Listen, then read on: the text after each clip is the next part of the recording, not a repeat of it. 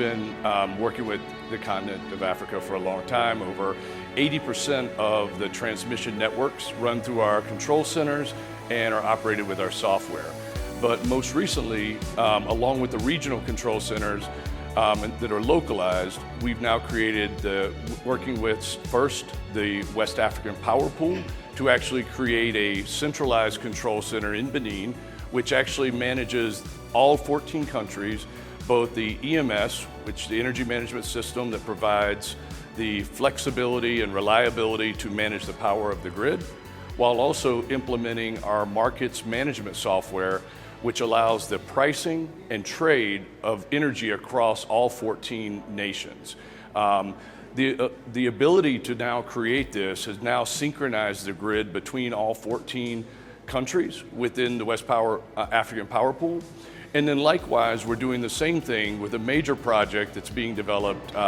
It just kicked off. We're about 25% through, and it'll be completed in the first quarter of 2028 here in Nairobi, which will be the National Central Control Center, Systems Control Center for the Eastern Power Pool.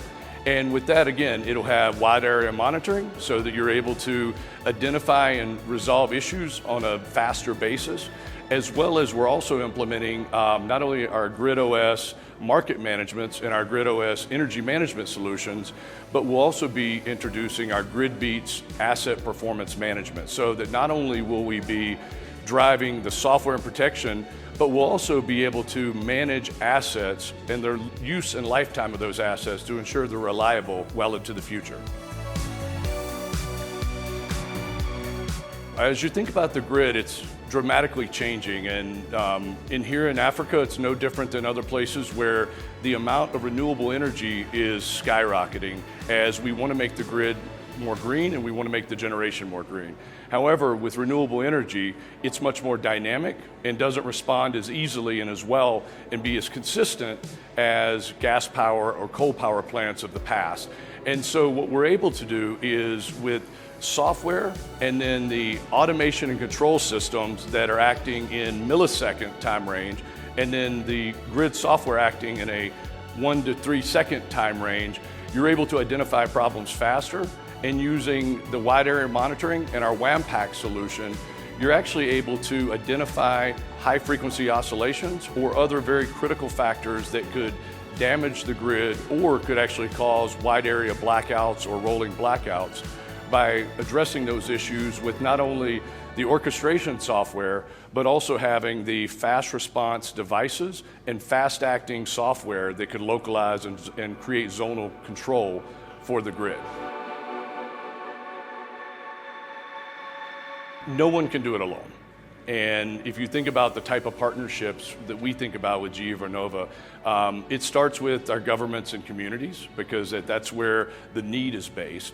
Then it rolls to the government utilities, and so we're working directly with the utilities, their planning organizations and the technical organizations to really understand what type of power requirements do they need, what type of flexibility do they need, and what does their future look like in plans of scaling both capacity, power, and renewables. Then we begin pulling in and working on what that plan looks like. The next is financing. So you have to have key finance partners for these projects, and again, especially in Africa, the key is making sure that we lock in the financing and that we have the right type of deal for it to be successful. And then it comes down to the local play of making sure, do we have the right partners to execute? And so I'll give an example of our Catraco project where, again, it's working with the government of Kenya very closely, along with Catraco, the utility, as well as the French Treasury, who is actually sponsoring and providing the funding. And so in collaboration, what GEV does is working with those. We actually have content for these projects that exist in work that we're doing with our teams local in France.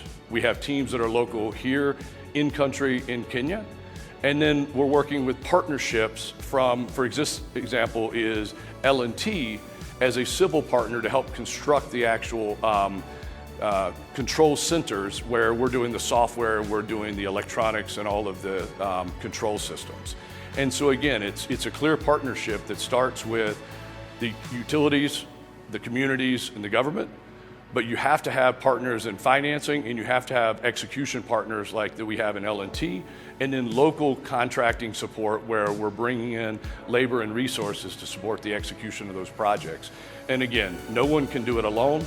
You have to have partnerships if we're going to be successful in further electrifying the continent of Africa. And as you look, this is not just a part-time initiative for GEV. We very much see this as a strategic priority to be able to, take and electrify the 600 million people that currently today don't have access to electricity in Africa. And we feel that the partnerships that we developed are the way to get there.